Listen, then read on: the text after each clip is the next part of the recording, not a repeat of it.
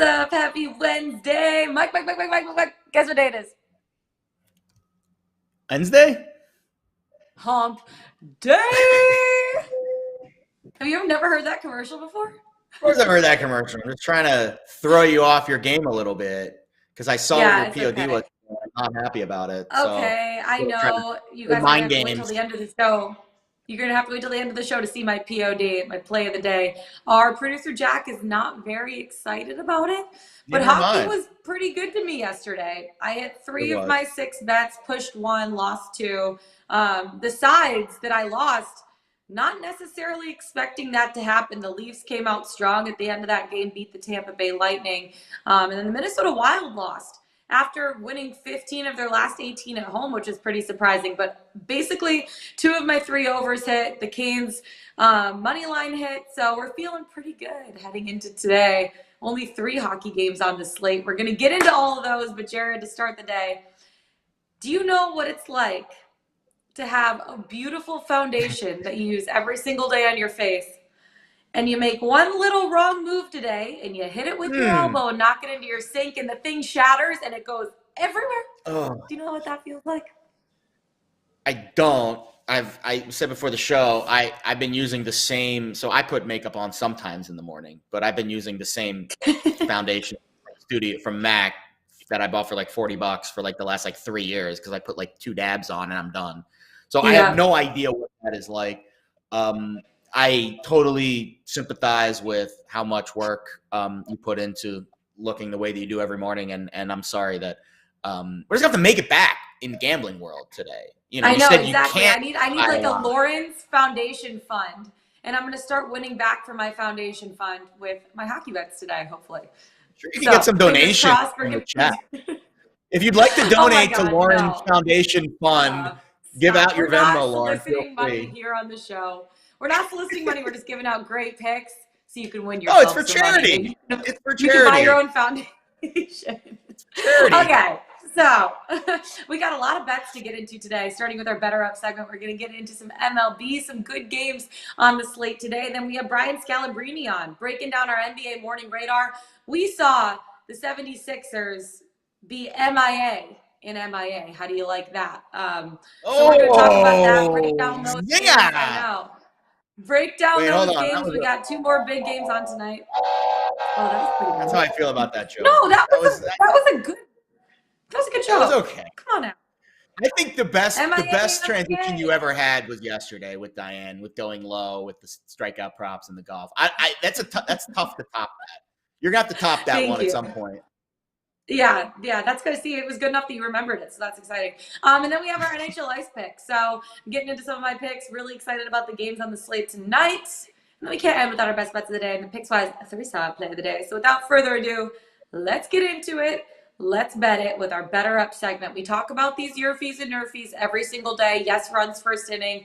No runs first inning. The NRFIs, 9-7 yesterday. They're 228 now and 222 on the season. 50.7% winning percentage to the NRFI. Now, if you bet all NRFIs, you're down 36.72 units. If you bet all YRFIs, you're down 36.68 units. So pretty even on both sides, like literally dead even, basically. Literally. Yeah, the Chicago White Sox are the only team to be up 5 units to the YRFI this season. They're up 5.37 units. Pittsburgh has allowed a first inning run in 15 of 29 games. It's 51.72%. And Baltimore has scored a first inning run in 3 of 30 games, which is not very many. That's only 10%. So when you're looking at your YRFI NRFI card today, Jared, what stands out to you and what do you like? Yeah, there was one that really stood out, and I'll just echo the stats and the data that continues to point us in this complete coin flip direction. And if these bets are going to continue to be coin flips, we're going to cap them still. We're going to try to find pitchers that don't do well early in games. We're going to try to find lineups that score a lot early in games. But for the most part, I'm going to continue to navigate towards the plus money. And Pittsburgh, man, I mean, that stat is crazy that they've given up a run in 51.7% of first innings. The average is about 29%, major league average over the last 4 years. Teams scoring in the first inning. So that just shows you how much higher than above average that is. And Baltimore, I mean, goodness gracious, their offense. And we'll get to the Orioles in just a little bit. But I do have a YRFI for you today. It is in San Francisco on the West Coast. But I love that You park. like San Francisco? Oh, that park is beautiful. I went when I was a kid, and I haven't been back since. I'd really like to.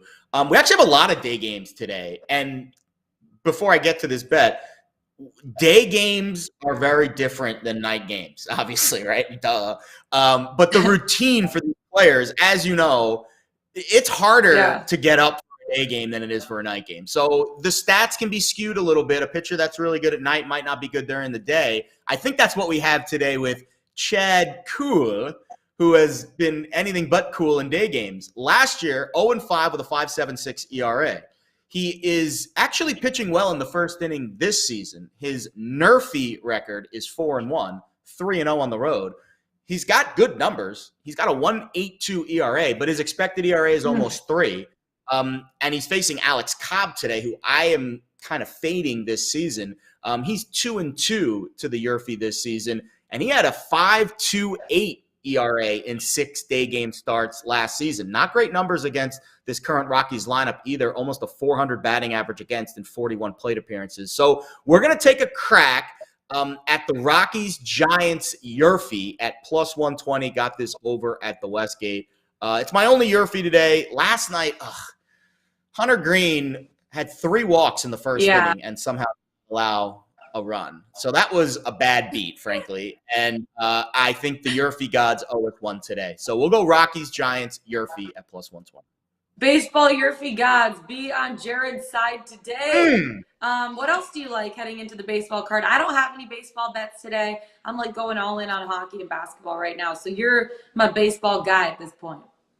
I got you, homie. I got you. All right. So I do have another bet in this Rockies-Giants game, but I think I'm going to save it because I think it's going to be my pod, unless Scal wows me over the next few minutes, and we'll get to him in a few. But I told you, I teased this out on Twitter this morning that I'm switching up the baseball card a little bit today. We've been betting a lot of K-prop unders, a lot of YRFIs. It's been successful, but variety is the spice of life, as they say. We're going to bet something. Who says that? Who says that? I say that. Who? That's what I say. As they say, not they, mostly me. Hey. Variety is the spice of life, they say. Google that saying. I promise you it exists. I'm a massive nerd dad joke. I promise you it exists. Variety is the spice of life. Google away. So the Cardinals are facing the Orioles today. This is a late game.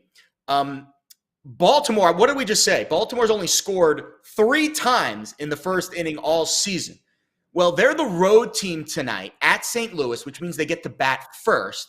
And we did this before earlier in the year with the Mets when they were the home team. You get a better number on the which team will score first if it's the home team that you're betting on, because the road team gets first licks.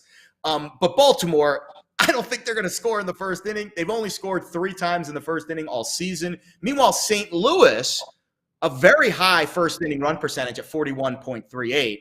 That's the second highest in baseball. The pitching matchup here is really what pushes me towards the Cardinals. Miles Mikolas, magnificent.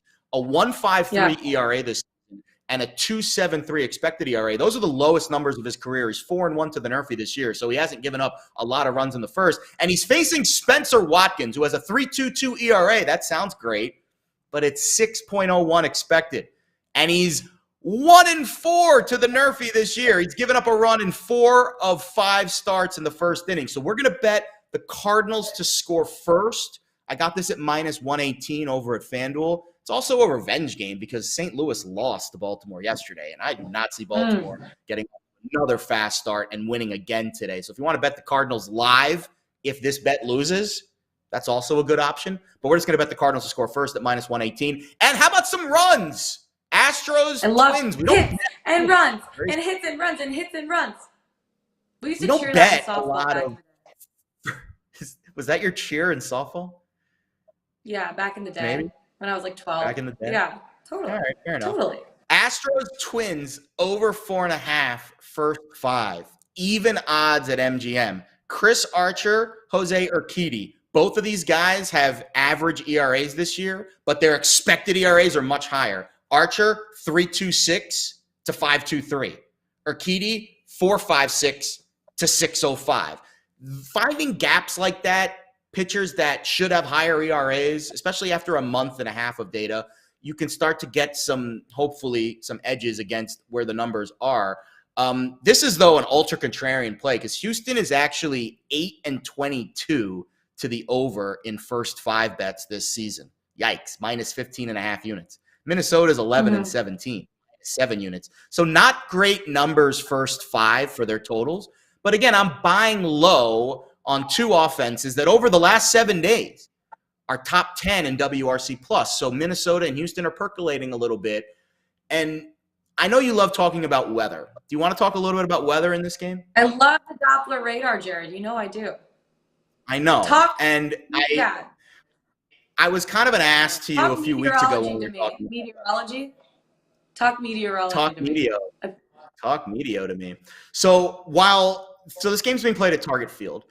While the temperatures and the wind matters in baseball, the one thing I'm starting to read a little bit about, and it's a little too scientific even for me, so I'll get your meteorologist thoughts. The barometric pressure of the outside air density is, I know. But I've read a couple articles this week that said because of the new balls and the humidors and all this, weird things that they're doing with the baseballs, the barometric pressure is starting to play a factor in how it always has played a factor, but it's playing more of a factor now in how far the balls are traveling. Well, in Minneapolis tonight, it's the lowest barometric pressure of any game in baseball. So again, I'm not basing the handicap squarely on this, but take a look at barometric pressures. Do some research on that on your own. See what you think about it. I'm not a science meteorology guy, but I've read like 3 articles in the last week. Barometric pressure might be a little bit out of my meteorology range. I didn't necessarily go to school for that, but as you would say, Jared, variety is the spice of life. And I did Google it. It is a saying. 5 in Minnesota and Houston. I did Google it. Variety is a spice of life. So let's spice up the show a little bit with the barometric pressure. You love to see it. Okay, we're going to spice up the show a little bit more by bringing in Brian Scalabrine, Spicy Scal, as we'll call him today, to talk a little NBA with us. I hated that so much. What did I just say? Spicy Scal, how are you today? Theory. Will Jason Tatum make more shots because of the barometric pressure? No. No, the only thing that gives me is Jason Tatum's making $28 million a year this year. I'm so dead. Every day I learn something new on this show, I swear. Every day. I got you, bro. Lauren, guess what? Peloton heard me talking about your Peloton. They reached out to me.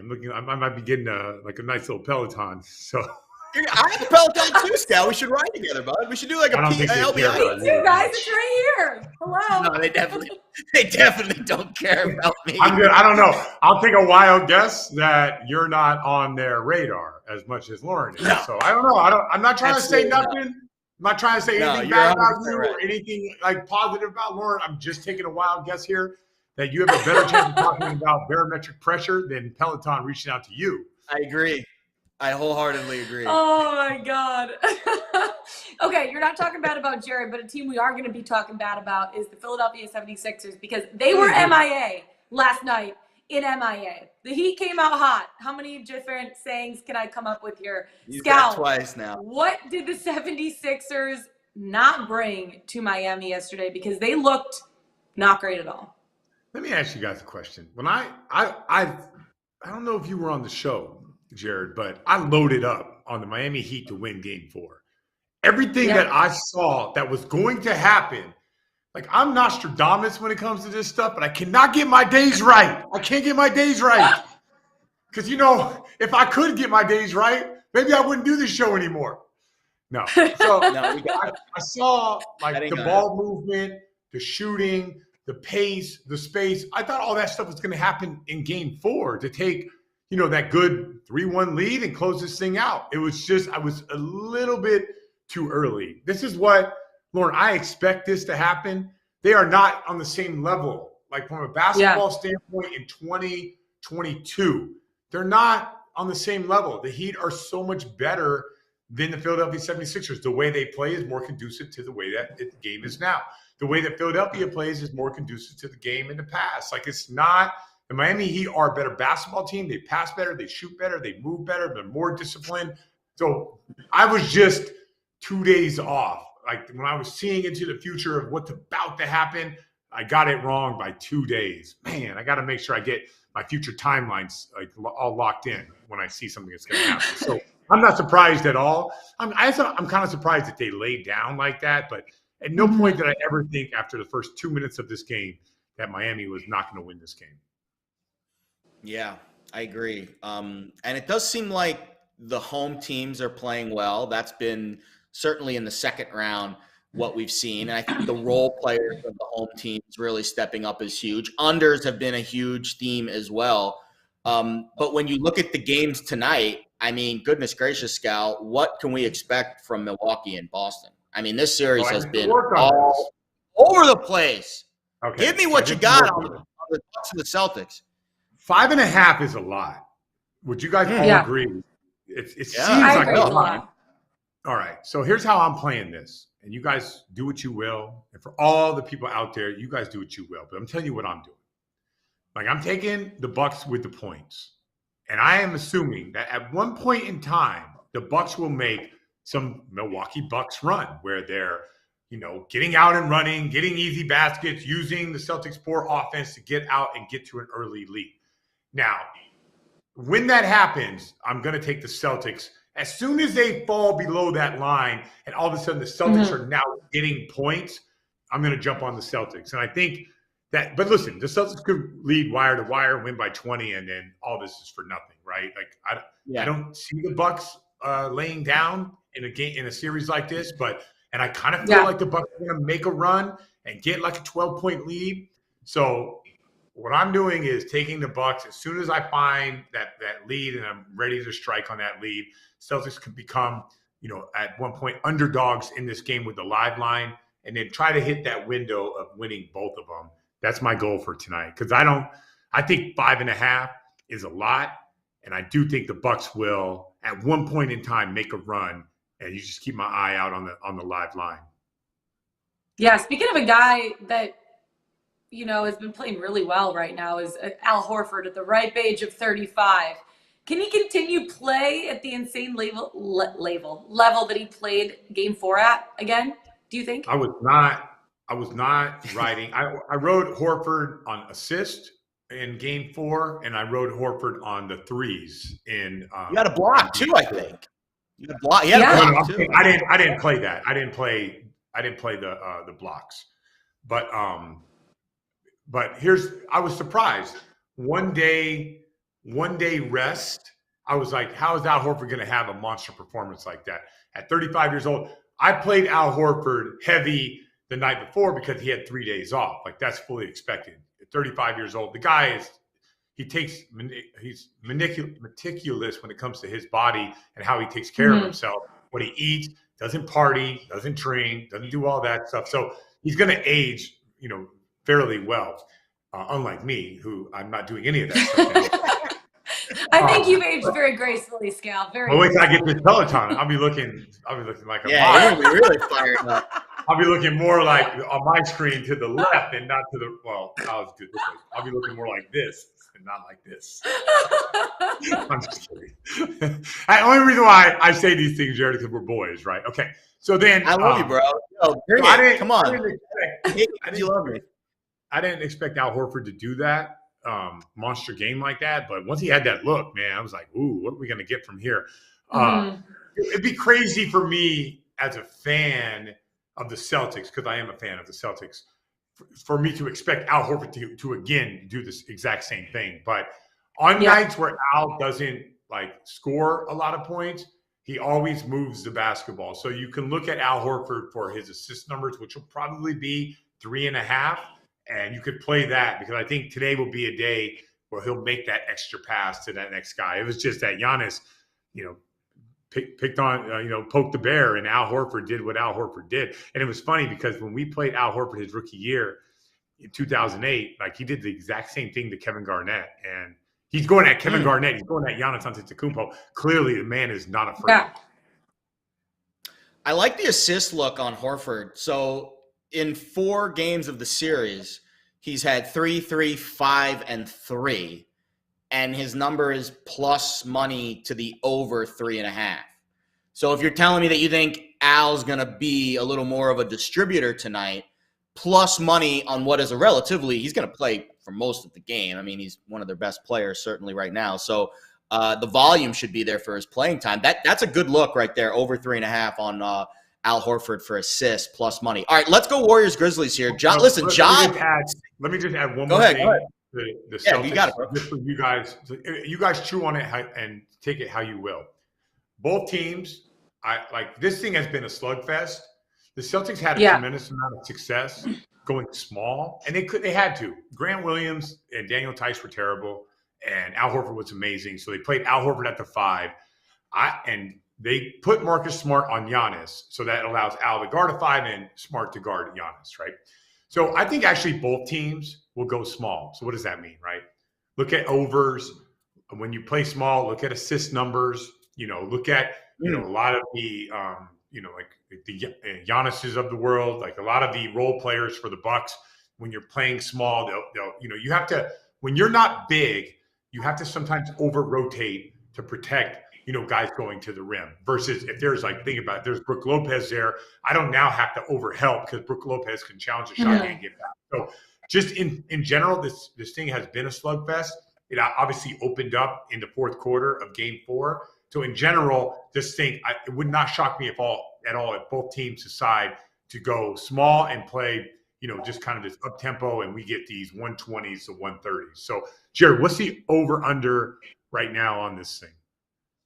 It's 214. It's at the bottom of your screen right now. I'm glad you mentioned the total because we were on the over in Game 3, and the shots were there. I mean, the pace was there. The way that you described the game flow was there, nobody could make a shot. Game 4, it went over, and that was the first over of the series. And so now the total, which opened up Game 1, it was like 220. And then it sunk because we had 3 unders in a row. Then we get the over in Game 4. So I think the number is stabilizing a little bit at 214. But again, if you're thinking the flow again will look like it did in Game 4 and the 4th quarter of Game 3, even though we were behind the pace, we were close to getting that over because 100%. It opened up in the 4th quarter in Game 3 and it opened up in the 4th quarter in Game 4. So maybe what you're saying is we should wait to bet the total till maybe at halftime or in the 3rd quarter if you think it's going to be a similar pace and flow to what we saw in the previous 2 games. No, do it now. It's going to be 220. Do it now. Yeah. It's going to open up. Tatum played well. The Celtics played well. And Smart guarding Giannis allows the Celtics to go small, which is now going to make Budenholzer to adjust. He has to adjust if the Celtics go small. So I think you play the over right now. This will be the game. Game 5s are always monumental, right? Because it's such a pivotal game. This will be the game that opens up, and it's going to be I would jump all over the over. I like it because 70% of the bets at MGM are on the under, and you know me, I like to go against wherever else is going. So I know. He likes to play the contrarian play. I'm a contrarian. I'm an odd lot. Yes. Scal, I want to talk about this Grizzlies game for a second, because obviously at this point we heard that John Morant's probably not going to be returning to the postseason. How does that impact Memphis in this game, and can the Warriors get things done, move on to the next round? Speaking of over-unders, this thing is now officially over. Not the number over, but the series is over. Here's why. Memphis doesn't value possessions at a playoff level yet, especially against a team. If they got matched up against a different team, I actually think they would have had a better matchup against Phoenix than they do against the Golden State Warriors. But Golden State, when they could put points on the board, and so if you have 5 or 6 bad possessions, that could be a 15-2 run with the Warriors. That's just how powerful their offense is. So they're not ready yet, and it's no disrespect. They got a long ways to go, and this is not everyone's journey is the same. Some people get together, a young team, and they have some success right away. But I do think this is a nice stepping stone for Memphis to take that next step. But they're not on that level. So I kind of look at this team as saying, like, all right, the Memphis Grizzlies, they don't have Ja. They're going to fight. They're going to compete. But the Warriors, more importantly, need the rest. They're looking at Phoenix and Dallas. Phoenix is on the verge of closing Dallas out. They want to start thinking ahead to that series. The way you do that more than anything is you treat this game like it's, like back against the wall. It's a must win. Warriors will do that. Yeah. And this game could unfold a lot of different ways. Like Memphis can come out with house money and come up, but ultimately the Warriors will win and cover in this game because they have they understand how important it is at their age and their experience and the wear and tear that they've had to get through this thing and move on and start thinking about the Phoenix Suns. I agree. And the market's moving in that direction too. Everyone's betting Golden State today, which isn't a surprise. What was a surprise to me, and we talked a little bit about this earlier in the year, the Grizzlies are 20-6 without Ja Morant this year. Yeah. But crazy. A lot of those games were regular season games. They weren't against the Warriors in the playoffs, and Golden State, I would say, peaking right now at the right time. And that is kind of where I want to take the conversation next, because the way that I see, and I said this yesterday to Lauren, and I think it's starting to play out in that way because the odds have flipped now. The scales of balance are starting to tip. Phoenix was the favorite to win the West for the whole season almost. I wake up this morning, Scal, and Golden State is now the favorite to win the West at MGM at plus 210. We, thank you very much, have been on the Warriors at 5-1 since basically the beginning of the playoffs.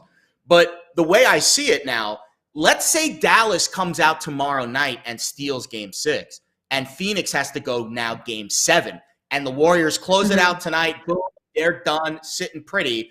The longer that Phoenix series goes with Chris Paul on tired legs, and they played a million playoff games in the last 2 years, and Devin Booker's a little banged up, and a much more veteran-laden team with Crowder and all those other big men, I think Golden State, to me, is the squad in the West the longer the Phoenix series goes. So do we make two bets tomorrow night? Do we make one bet on Phoenix to win and close out the series, and then if they don't, we make another bet on Golden State again to win the West? Because I think the Warriors right now are the squad that's going to be favored when that series starts. Yeah, but I thought you don't like taking the favorites and stuff like that, right? Like we're saying now would be the time to make that. I guess how much you believe in Dallas. Right? You want to preempt it. Yeah. I mean, a lot of things could change with that, though, because when you're talking about a series, when you don't have home court, you're banking on that first game.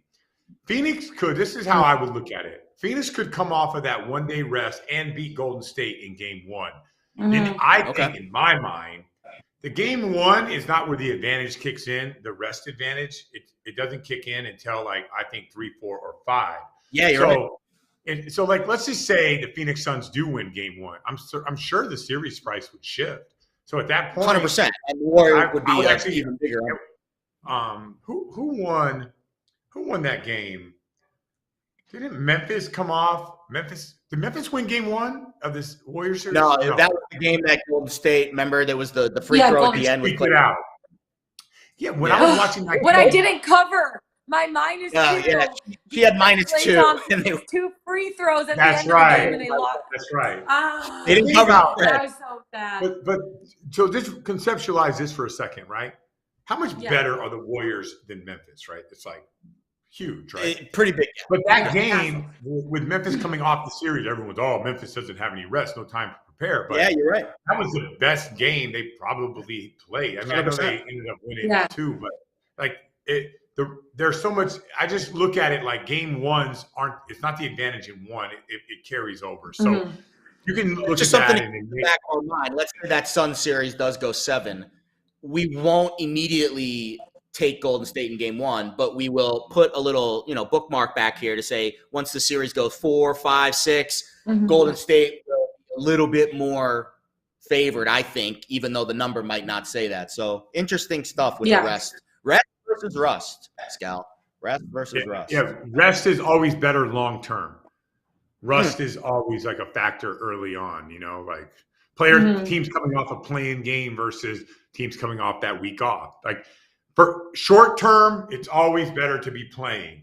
Long term, it's always better to have rest. So you could, if you want to play that's the time to play an under in a first quarter or play a team in the first half and stuff like that. But ultimately, rest will always win. Like being healthy, rested, and feeling good eventually helps you in the fourth quarter.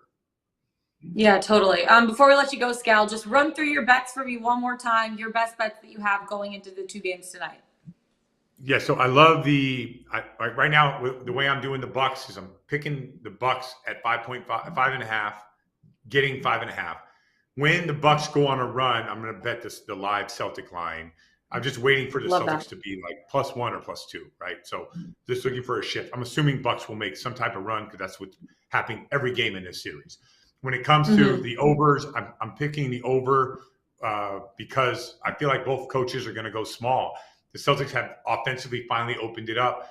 Putting Marcus Smart on Giannis allows Ime Udoka to have a lot of flexibility. They can go small with Marcus Smart at the 4 guarding Giannis. And Giannis, by the way, take a look. He doesn't want that smoke with Smart. Not because he's afraid of him. It's just that Smart's position's amazing, and he gets respect, so he gets those offensive fouls. And then I'm taking the Warriors today. I just feel like they're going to win, and they're going to cover. So that's where I'm at right now. And then I like it. If you like in small ball lineups, just going back to the Bucks Celtics, high assist nights, high 3-point made nights. Just kind of like look at all your player props and just like unfold a game where maybe Brook Lopez is not at the basket.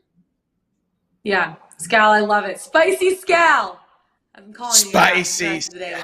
I'm gonna get my Peloton right there, right in front of my banner. Right there, just so it's above your head, just so people know that you work out. Like, you know what? Picks or it didn't happen. Do you even work Lauren, out? we should do the show on the Peloton. We'll be on the Peloton while we're doing the show. We should make a bet one time, honestly, between us two. And if I lose, I will do the show on the Peloton. We'll make this happen. We'll make this happen. All right, we'll do it. Scal, good luck with your bets tonight. We'll see you in a few days. All right, see ya. Brian Scalabrine. Love it. From the court, Jared, let's take it to the ice where it can't be super spicy, because if the ice is spicy, it's going to melt. Okay? No. What? No. You know the new emoji? I'm a big fan of the new melting face emoji. Do you use that at all? Have you used that yet? No, I don't think I've updated my phone. I need to update my phone. Oh, you got to update your phone. All of those emojis are showing up right now as like little question marks. They're all showing up as question marks. I need to update my phone. Yeah, you got to update your phone. It's really easy. You just go to the settings and you hit update, and then it does it. Okay, well, maybe I'll do it right now while we're on the show. Why not? You totally should, because you should be using your phone on the show. Our boss would not be happy. Settings, update. Oh, I just did it. Okay, it's updated. Cool. We're doing it now. Hold on. Can I add one quick thing before we get to NHL? Because our friend Jack Harrison requested that we maybe do an NBA parlay today. So if you want to parlay Scal's picks from the Bucks Celtics game, if you take the over 214, you take Al Horford over 3.5 assists, and then you take the Bucks plus 5.5, it's plus 553 over at FanDuel. Just food for thought. If you're in a sprinkling mood this evening, rainbow or chocolate colored sprinkles, whatever is your fancy, there's your same game parlay via Spicy Scal. Now, I like food for thought, and I like food for my stomach. I'm actually starving right now, and I'm thinking about what I'm going to eat for breakfast after the show is done. But right now, let's get into some NHL bets, because we had two games yesterday decided by 1 goal in the same night, after most of these games have been pretty much blowouts, especially due to a lot of empty net goals that have been scored in some of these games. Tell me a little bit more about your overtime challenge and what we've been seeing, because we saw the last game of the night last night, which I fell asleep right when the game was done, before overtime happened, when it was going into overtime, and I didn't get to watch the overtime, but I'm assuming it was really, really good. What did you see last night, and kind of what are you seeing from your overtime challenge in general? I fell asleep right when the third period started. Same, it was so late. I know, and I texted you late last night about the Suns game, but the Suns game started earlier than this Kings-Oilers game did. Yeah. We've had, don't look now, but we've had 2 consecutive profitable nights with the overtime challenge. And again, how about that?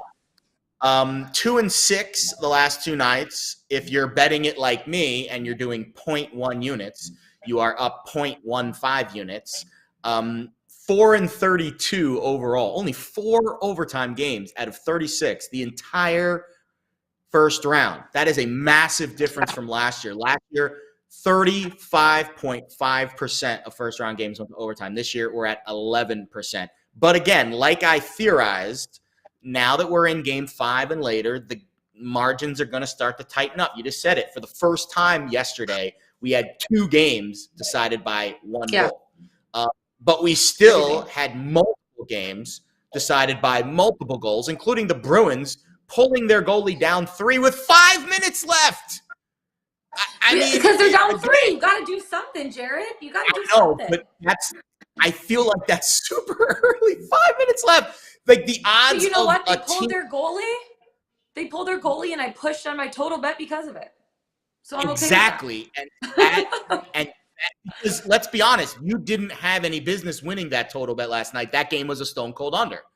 And the reason that it didn't stay under is because the Bruins and other teams are being ultra aggressive with when they pull their netminder. So another thing to keep in mind, I would not be betting unders in these games. You either bet the over these or empty the net pass. goals, I'm telling you, this is why I won 2 over bets yesterday. And I pushed on another over bet. So it's showing you a lot of these empty net goals are taking you over the total, which I don't necessarily mind. And I would be betting a lot of puck lines.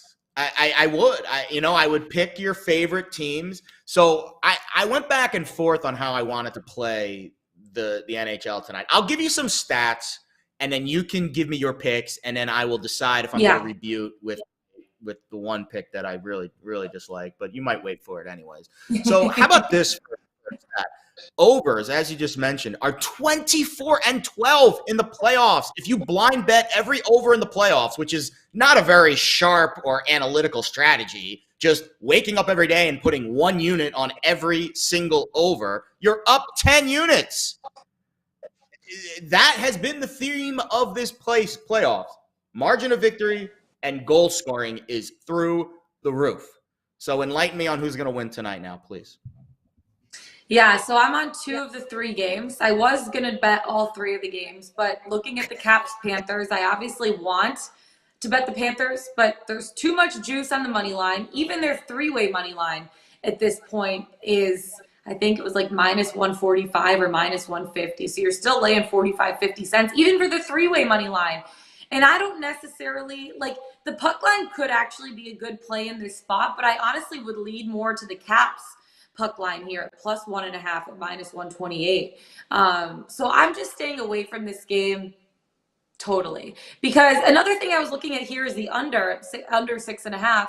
But then you look at the Panthers, like it's been kind of a low scoring series, but then you look at the Panthers and they were the top scoring team in the league this regular season. I think they average like 3.77 goals per game, but they've been limited in this series to 8 or fewer high danger scoring chances and 21 scoring chances in 3 of the 4 games. That's not that great. The under is hit in 3 of the 4 games so far in this series, but I don't feel confident enough in the total to be betting the under in this spot, especially after I bet 3 overs yesterday and won 2 of the 3, pushed on the 3rd one. One of the games that I'm betting, and this goes against your futures bet, is the Stars taking on the Flames. The Stars money line at plus 184. It's now up to plus 188 on FanDuel. This team, or this series in general, has just been extremely tough to read, right? Each team won 1 game in a shutout. Both teams have scored 2 goals or less in 3 of the 4 games. Both teams have won 1 game on the road. Joe Pavelski right now leading the Stars with 3 goals in the series. Elias Lindholm has 3 goals for the Flames.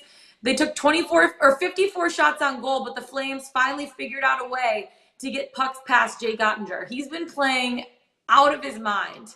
It's his first postseason action in the NHL. He's allowed only 3 goals through 3 games of the series. He's 3rd right now in the playoffs in goals against average at 1.53. Second in the league right now in the postseason in save percentage at 96%. Now Jacob Markstrom for Calgary also has been playing solid. He's 2nd in the playoffs for goals against average. So you have a 2nd goaltender in GAA and 3rd goaltender in GAA. And then he's 3rd in save percentage at 95.2%. He stopped 34 shots in game 4. He's a Vezina Trophy finalist.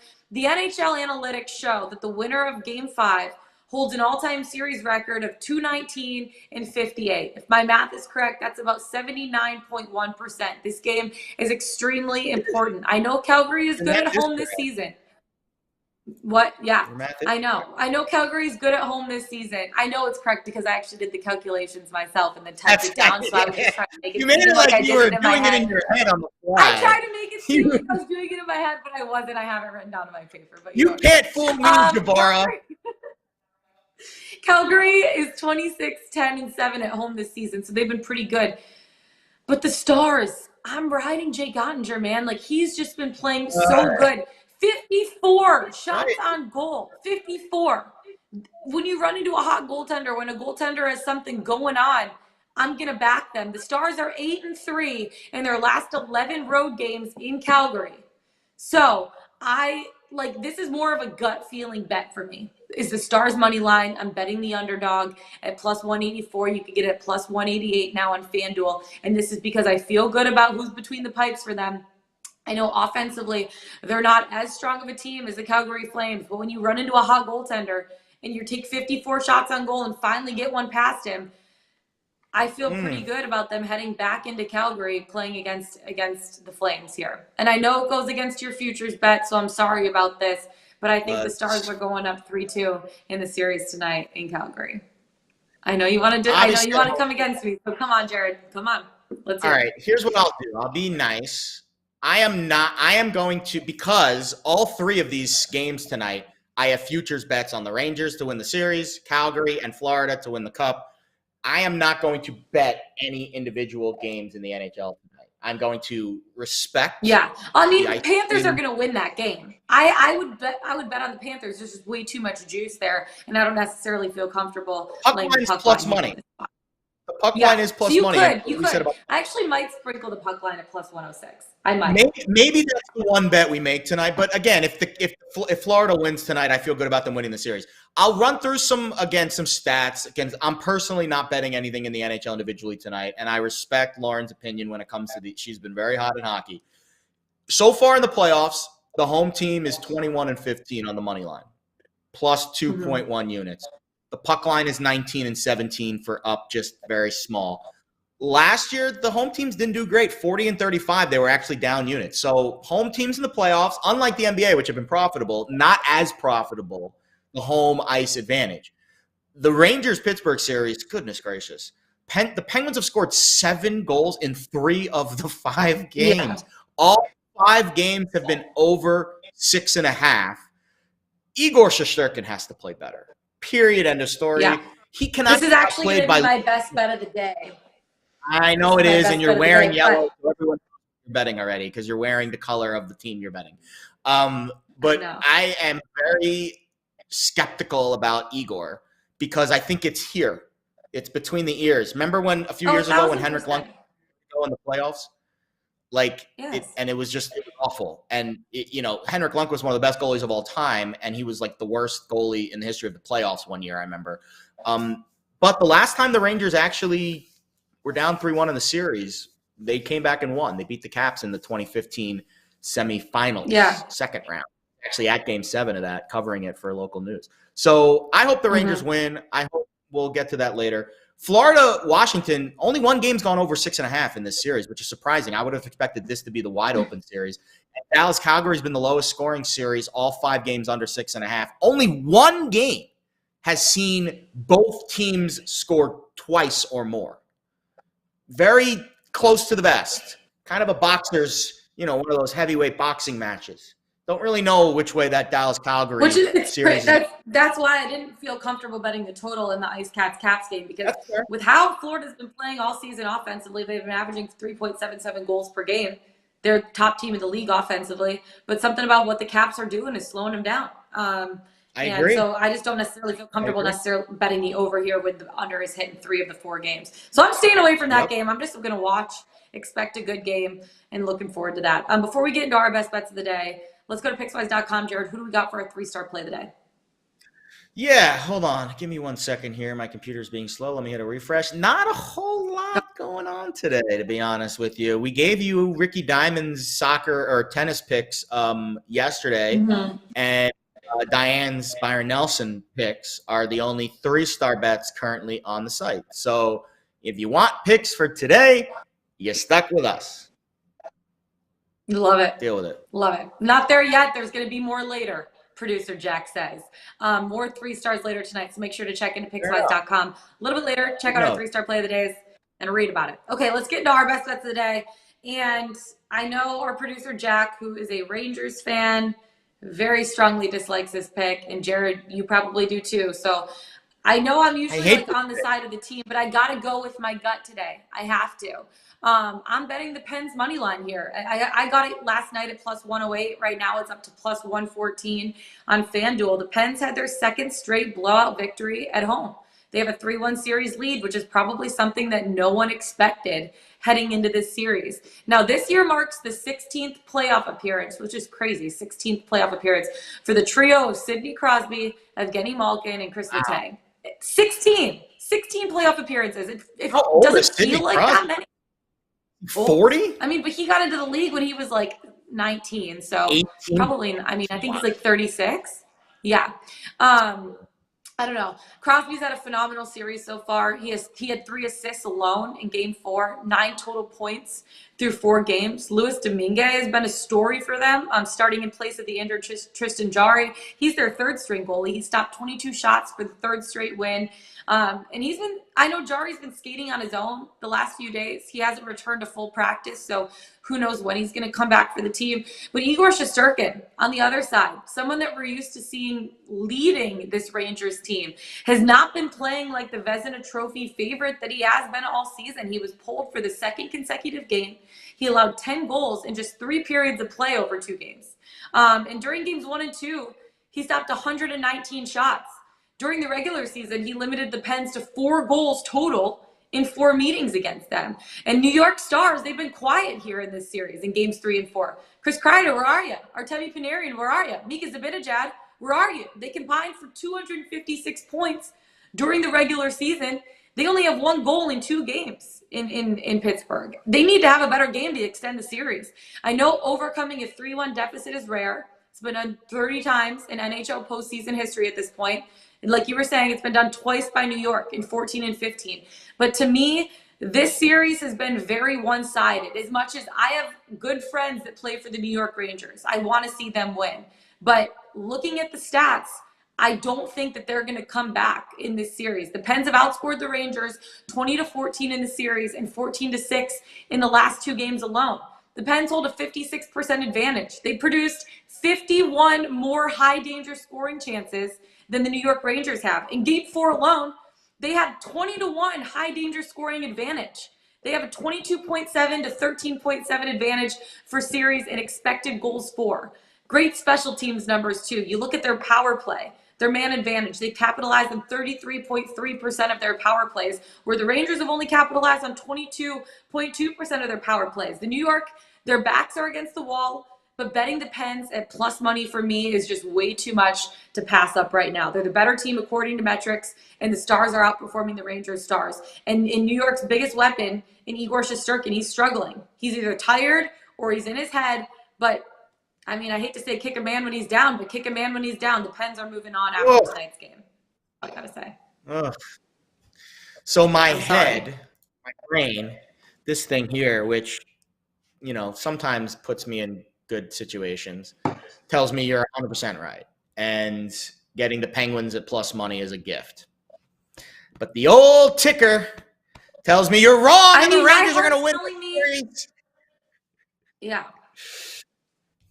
Look, I grew up, 2 of the guys on the Rangers are good friends of mine from growing up. Who are your Rangers friends? Who are your Rangers friends? Who are they? Who are your friends on the Rangers? Jacob Trouba and Andrew Cobb. Trouba and Cobb. Yeah. You heard that? Your friend Lauren is picking against you tonight. I know they're watching the show. Guys. Yeah. Sorry, guys. Andrew actually might be. He's a big Twitter guy, so Andrew actually might be watching the show right now. Andrew, if you're watching the show, get out there on the ice tonight and you skate your ass off and you beat the Penguins. All right, let's get to my play of the day. We already talked about this picture a little bit, but we're going to hammer home the point about Mr. Chad Kuhl. Let me tell you a tale about Chad Kuhl. So for the first 4 years of his career, he pitched with the Pittsburgh Pirates in a big, I wouldn't say big hitter's ballpark, but definitely a hitter's ball. I mean, a pitcher's ballpark. Now he's at Coors Field pitching for the Rockies. Now this game isn't at Coors Field tonight, but my point is, since he has now switched teams and pitching in a much more hitter-friendly fly ballpark, he has revamped his pitch arsenal.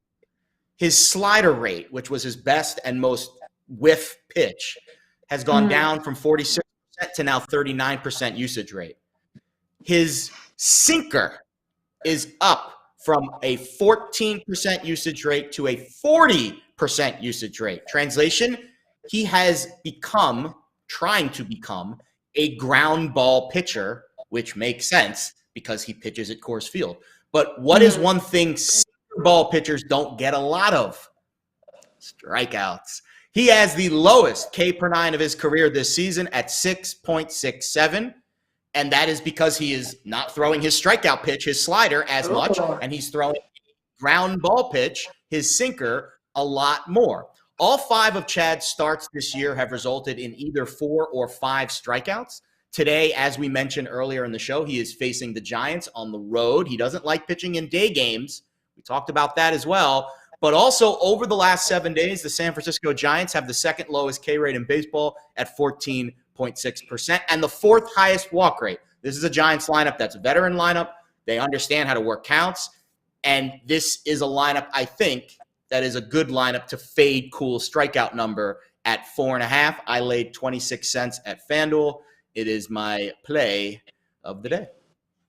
Jump on it. Jump on it. Happy Wednesday. Okay. We're done. Wrap up the chat really quick. People are asking where I got my shirt because Scal was going pretty ham on me earlier. Why is someone asking this where I got my shirt?